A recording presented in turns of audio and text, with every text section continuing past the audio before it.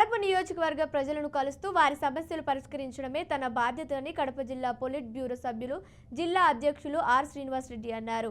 కూటమి ప్రజాప్రభుత్వం ప్రారంభించిన ప్రజా దర్బార్ కార్యక్రమాన్ని నిర్వహించి ప్రజల సమస్యల దరఖాస్తులను ఆయన స్వీకరించారు. ప్రతి ఒక్కరి సమస్యను పరిష్కరించే దిశగా అండగా నిలుస్తానని హామీ ఇచ్చారు.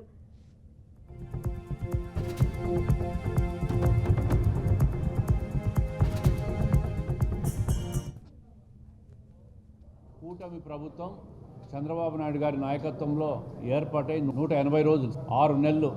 జూన్ 12న చంద్రబాబు నాయుడు గారి మంత్రివర్గం ప్రమాణ స్వీకారం చేసింది.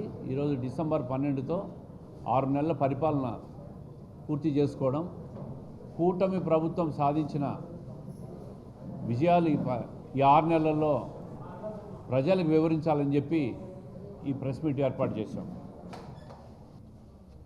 ఏదైతే ఎన్నికల్లో హామీ చెప్పారో ఆ రోజు చంద్రబాబు నాయుడు గారి తెలుగుదేశం ప్రభుత్వం, భారతీయ జనతా పార్టీ, అదేవిధంగా జనసేన నాయకుడు పవన్ కళ్యాణ్ గారు సూపర్ 6 హామీలు కానీ ప్రభుత్వం ఏర్పాటు అయిన తర్వాత అమలు చేయబోయే మిగతా హామీల గురించి కూడా అన్ని రకాలుగా కూడా హామీలు ఇవ్వడం, ముఖ్యమంత్రిగా ప్రమాణ స్వీకారం చేసిన వెంటనే 16,000 డిఎస్సి పోస్టులను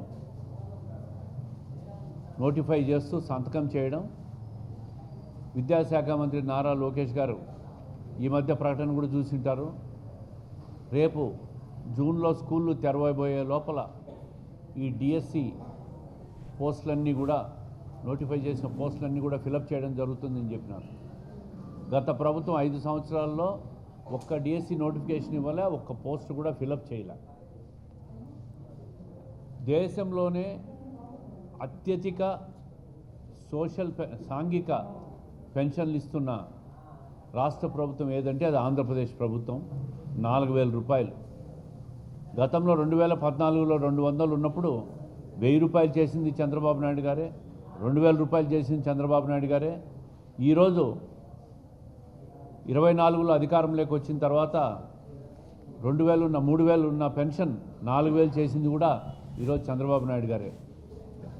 175 ప్రదేశాల్లో